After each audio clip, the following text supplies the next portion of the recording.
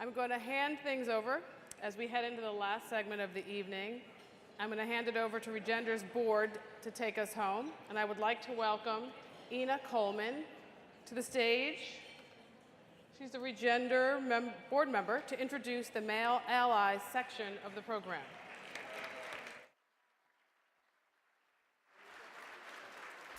Good evening. My name is Ina Coleman. I'm a proud member of Regender's Board of Directors, and I'm thrilled to introduce the Male Allies section of the evening. As you've heard, our honoree discussions make clear that all too often, the messages to girls and women is that they cannot do it, whatever the it is, whether it's playing a sport, running for office, starting and leading a company, and they need to change their behaviors and actions to be accepted and successful. In this section of the program, we're posing the question, what messages do our boys and men receive? Growing up and throughout adulthood, boys and men are given a mixed bag of directives. Hold doors open for women. Be a good provider for your family. Be strong and never show weakness. Lead with strength and authority. Don't cry. Dominate women and other men. Be in control of your home and your family.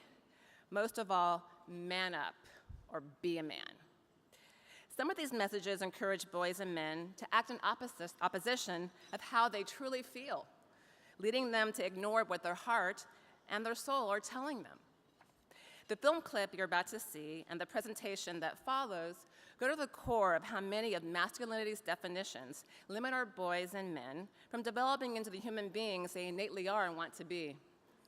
Shining a light on this may inspire us to rethink what we do and say every day to the males in our lives. The clip is from The Mask You Live In, a film by the Representation Project, which inspires individuals and communities to challenge and overcome limiting stereotypes so that everyone, regardless of gender, race, class, age, sexual orientation, or circumstance, can fulfill their human potential. Many of you are probably familiar with one of their other projects, the film Misrepresentation. Malcolm Wilson,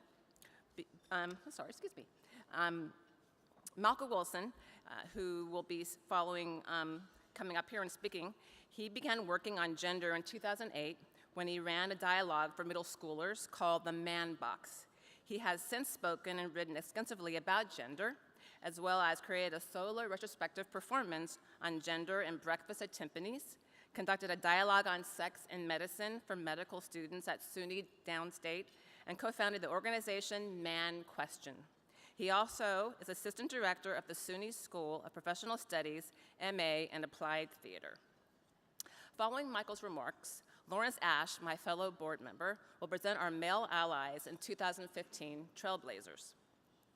Our Male Allies campaign is about asking men to really look at the men and women in their circles, their daughters, their sons, their partners, their parents, their siblings, their friends, and challenge assumptions about society's definitions of what it means to be masculine and feminine. When we rethink these assumptions, we recognize that women and men both bring necessary emotional intelligence, skills, and humanity to our world. When we recognize and acknowledge this, we can then reframe the meaning of women and men's behaviors. Gender inequity is a problem that hurts all of us, and it will only be eliminated when we are in it together to solve it for everyone. That is why our Male Allies campaign is asking men to stand up side by side with women, because it is only by all of us working together will gender equity be achieved. Allies understand the issues and actively and consistently work in consensus toward the goal. Thank you to all the male allies out there, and we say to everyone, please join us. And now, let's roll the clip. Stop crying. Stop with the tears. Don't cry. Pick yourself up. Stop with the emotion. Don't be a pussy. Don't let nobody disrespect you. Be cool and be kind of a dick. Always keep your mouth Nobody shut. likes a tattletale. Bros come before hoes. Don't let your woman run your life. You a bitch. What a fag. Get laid. Do something. Be a man. Be a man. Grow some balls.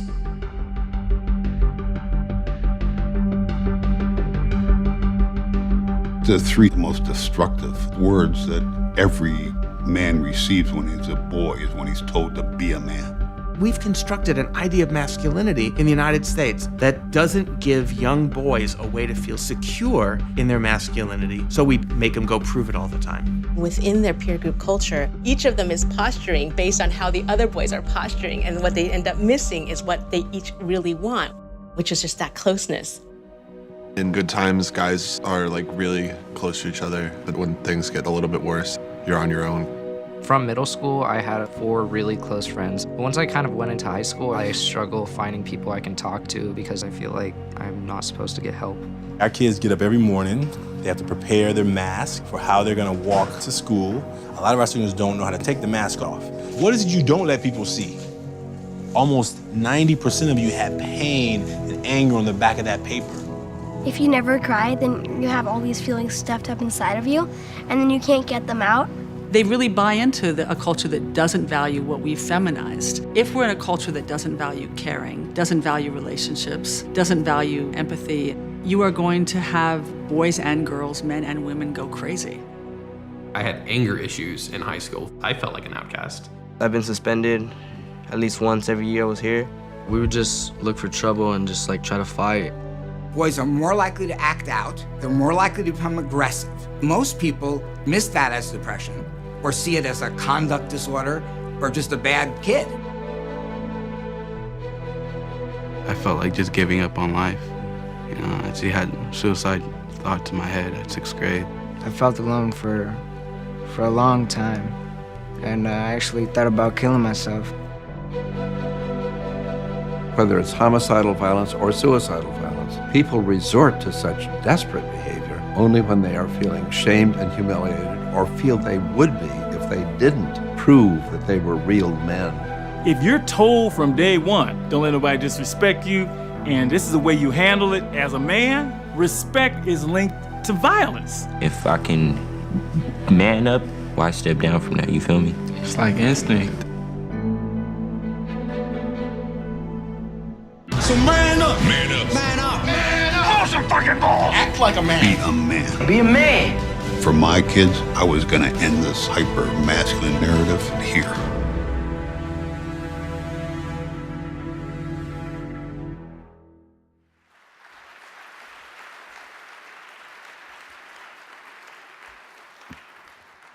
Good evening. My name is Michael Wilson, and I'm not Michael Kimmel. You saw a short clip of him there. He couldn't be here tonight. He was ill. And this was after he organized and conceived of the first international conference on masculinities, engaging men and boys for gender equality, where 800 people attended. So I was thrilled and honored to be invited to address you, because he's a mentor of mine. You know, his work inspired me. I'll tell you a little bit more about where I've come from, but who am I? I am the founder of Man Question. It's an organization that uses theater to investigate, interrogate, and re-perform those expectations of manhood so that people can start to tell their stories and imagine new possibilities for being a man. I'm also the assistant director of the Masters in Applied Theater at the City University of New York School of Professional Studies, where we look at how to use theater for education and community development and social justice. I'm also want to give a shout out to my friend Dr. Gulbatia there, who's an advocate for girls in Turkey, and my husband, Mert, who are here tonight. Now, why do I care about engaging men on gender equality? Well, for me, it's personal. My dad devoted his life to being a great father for us, and for him, that looked like getting a good job and doing well, and he did it. And in fact, in 2001, when the dot-com bubble burst, he saw it coming, he sold his shares, he got out, we were fine. Great. But he didn't know what to do with himself, and he couldn't find another job. In his narrative, he was just a little too old, he couldn't get back in the market, and that broke his heart. And I walked down the basement stairs, the wooden basement stairs, and I saw him on the stairs with his head in his hands, weeping. What's he doing? What's going on? I worked hard. I went to a good school. Why is this happening to me? He'd missed that there's so much more to being a person than just the job you do in that particular way of providing for his family. And as I grew up and he saw that I was going to be an artist and to be devoting my life to this kind of community engagement that I stand for, he was heartbroken by that too. He told me that I was his life's greatest disappointment. And I'm not. What am I doing? You know, I work at a university. I got a full-time job. Come on, there's a lot worse things.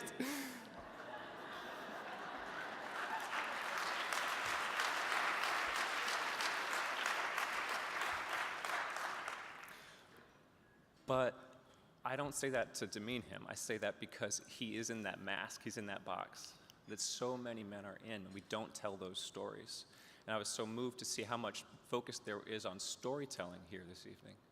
You've got the documentary films, and also the work of Regender is about animating research and making sure that those connections can inform all of our lives.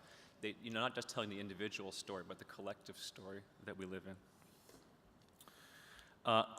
When I got to have that critical lens about gender in my life, I can be a man, I can love a man, I can be an artist, I can be me.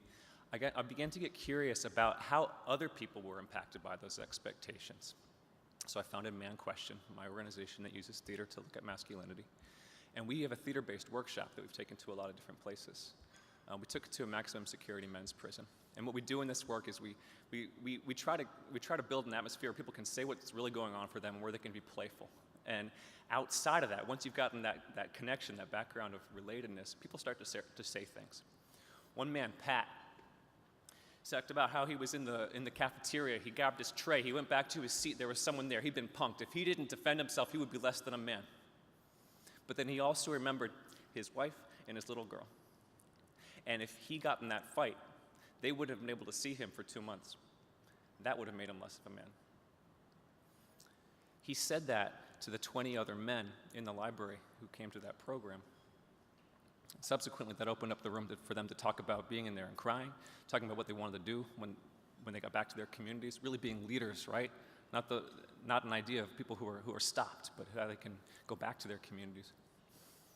And I was so moved. I said, so the question is, how do you stay in here and remain a man? And he said, no. The question is, how do you stay in here and remain a human? And that shifted my whole idea of what we're up to with this kind of work. No one cares about gender. Probably shouldn't say that here. People care about relationships. People care about making a difference. And for people, and that's why he corrected me. He was in that program so that he could stay connected even in this hardest place that you could be. All right.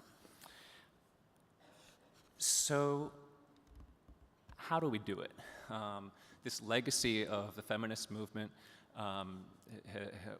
we're preceded by it, and now organizations like Reengage and the United Nations are thinking about engaging men. You've got He for She, and this organization is focusing on gender more plurally, not just on women, because they know that men have to be involved. So they've invited us to the table.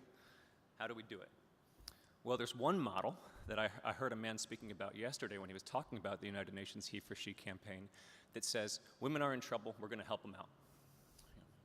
We're going to get in there, we're going to fix things for them for the problems they're having. There's a lot of powerful women in this room. And you know that you don't need help to have gotten where you are. You need partnership. So that new model is about responsibility. And my teacher, Michael Kimmel, has in the end of his book, Manhood in America, he talks about a democratic manhood. What does that actually look like? I don't think any one person can say, but 800 people gathered this weekend to try to figure it out because we know that it's time for that. I was just kind of inspired by that, but I forgot what I was saying. Right. So what I do is I tell stories. I have a festival, an annual festival called the New Masculinities Festival. And when we finished the festival last year, a woman came up to me and said, my father would still be alive if he'd heard these stories. Right? So that's the power of telling those stories that you don't hear. And then there's these bigger structural engagements we can have. And I think that's what's so important about what Regender is up to tonight. Oh dear, I have lost my place. Yep, I'm going to leave it at that. Stories, tell stories.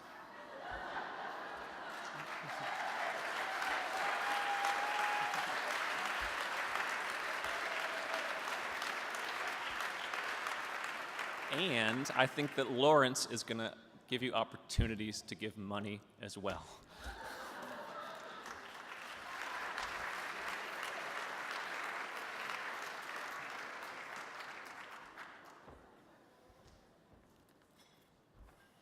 Good evening.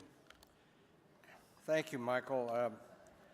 My name is Lawrence Ash, and I'm a senior counsel with the law firm Parker Hudson, Rayner & Dobbs in Atlanta. You may have noted, I'm proud to say, the Atlanta connection this evening. We have two superb honorees from Atlanta who have honored us with their presence: Beverly Tatum, president of Spelman, and Shirley Franklin, the immediate past mayor of Atlanta.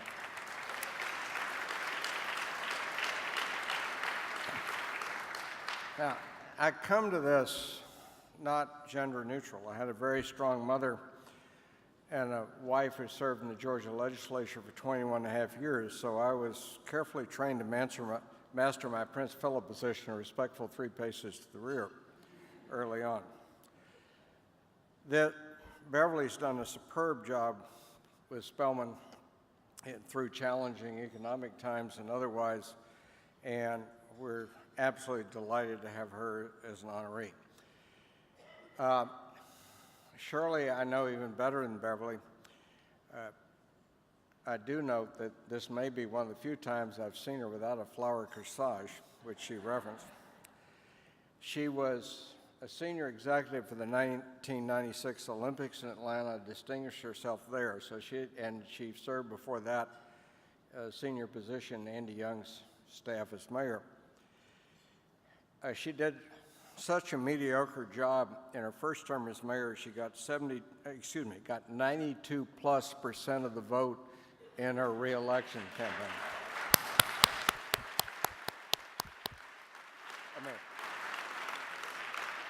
That may be an all-time large city record, and she well deserved it. She also won the Kennedy Award, and I was privileged to be at Boston when she got that one. I'm glad to be here for this one. In addition, she's gotten my arm twisted by the fact that she employed my wife and my son for 5 years plus, and he was in charge of governmental affairs. At the time, his mother served in the legislature, so he got paid to be nice to his mother, but not his father, and that went duly noted. After all that biographical stuff, I do stand with you as a proud male ally, and I would like to introduce some fine men who are standing with me tonight. Please help me recognize our male allies and our 2015 Trailblazers. And I'd like each of them to stand and remain standing when their name is called. Richard Brown, Vice President of Philanthropy, American Express Foundation.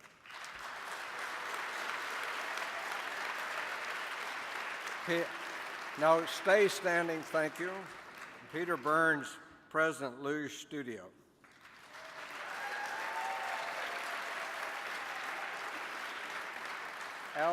Al Fellew, a former partner and still a very close friend of mine, partner Vanderburg and Fellew, and a member of the board of our organization, Regender. Trevor Gandy, Senior Vice President and Chief Diversity Officer, Chubb Group of Insurance Companies.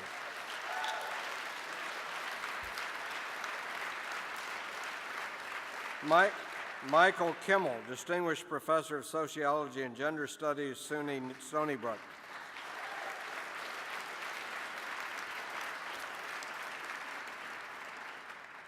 Anthony Lavacaro, Director of Brand Marketing and Communications, Guggenheim Partners.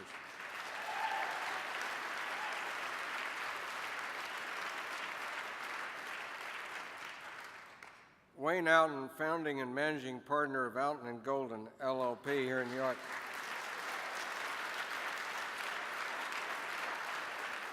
and Michael Wilson, whom you just heard, co-founder of Man Question.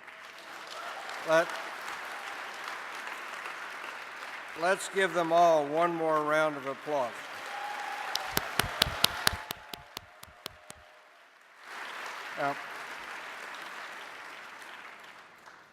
Now I'm going to give all of you a chance to earn some more applause. Like the U.S. Marines,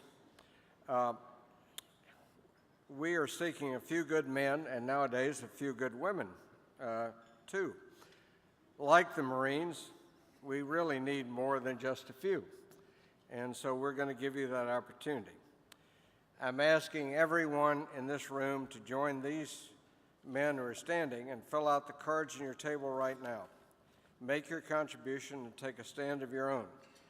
Give what you can till you feel it. You heard Anya. I somehow snuck into her favorable category and got and you may have noticed from her absolutely delectable Irish accent that that's where she's from. And so I got a Regender flask that says research, rethink, reframe. And you will get one of these with Irish whiskey from Anya or me. It'll be top of the line stuff if you meet the 10K level. But even if you don't get there, give what you can. Stand with us. If you cannot be a male ally yourself, sponsor one. The person you sponsor does not even have to be in the room. Hold up your cards and stand up so that we can all see you and cheer you on. Our event team will stand by to collect your cards. As male allies stand, encourage them with applause. So give us some thought. There's no limit either way on the size of the contribution, but we really do want to encourage more male allies for gender equality. And gender equality is what we're all about.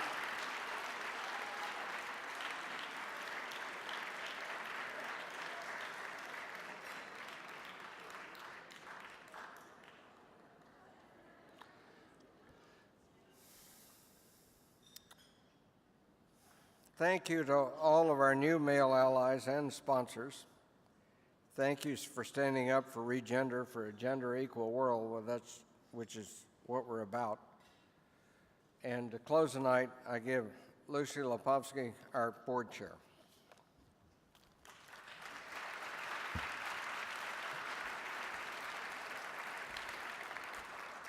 There she is.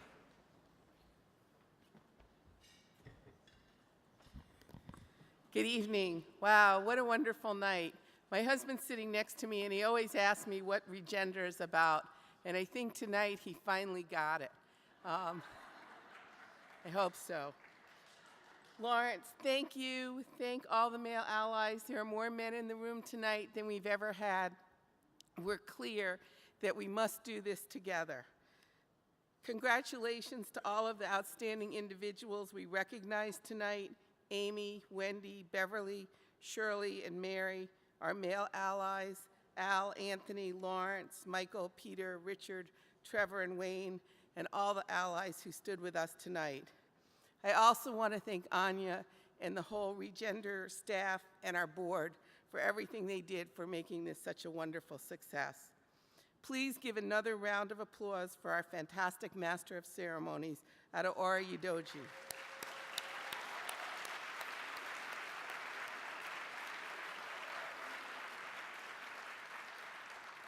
Thank you, Adaora, for making the show so successful, for winging it through our technical difficulties, and for keeping us on time. One of the things we're known for is being out before 9. And on this night, this is about visibility. So let's take a time to thank tonight's offstage actress, Laura Ponse. And again, thank you to our leading sponsors, Mary Byron, Goldman Sachs, and Bank of America. Thank you to all of our sponsors for their support, and for Michael Wilson and Lawrence Ash, who are spearheading our Male Allies campaign. We do a lot of good work, but it costs money. We need our staff to support us, And what we do is try to bring people together, convene people, show people. The power of these movies was just phenomenal. So I want to thank everyone for bringing us closer to a gender-equal society in which we can all freely express our femininity and masculinity. Just 1 year ago tonight, we were together unveiling our new strategic plan and vision, and the action has not stopped since. Over the course of the past 12 months, we have built programs in each of our focus areas, and our network, which continues to grow, is more diverse and 5 times its original size. Anyone who's not part of our network, please go on the regender.org site and you just join it. It doesn't cost anything, and you will be kept informed about all the good things we do. I don't know how many of you noticed the quizzes that were put up there, but we do all sorts of really interesting things to help spark your consciousness about the difference in gender inequality that goes on. Our 15 new publications not only cull research in a way that makes it easy to read, but also presents information that prompts us to think about things in ways we haven't before. For example, the one that had the most impact on me recently was the one about tip workers, who talked about how many of the people who live on tips are women, how little they make, but beyond how little they make on tips, how unreliable their hours are, and that what kind of havoc that wreaks with their family. We have been involved in a number of exciting collaborations, from the White House's Research on Girls Conference to feminist artist Suzanne Lacey's public art performance in New York. Our publications have been used by the New York Times, The Economist, and the Washington Post, to name a few. And with almost 20,000 people in our social media family, our work is reaching new audiences. We hope you have all been keeping them entertained with your tweets tonight. We are excited about the year ahead and the new work we will be doing in our Gender and Money Project, our Community Innovation Fellowship, and our Sexual Violence Initiative. Now, you are part of the Regender family, and we want you to stay close. Join our network, share it with your friends, join our corporate circle, our President's Circle, be a contributor for one of our publications, attend our annual summit, which will be in Atlanta this September. There are many ways you can get involved. And most importantly, let's do our part. Go out into the world tomorrow and try to disrupt one of the many gender norms you will encounter during the day. And ask a friend to do the same, and keep it going every day. Thank you, and good night.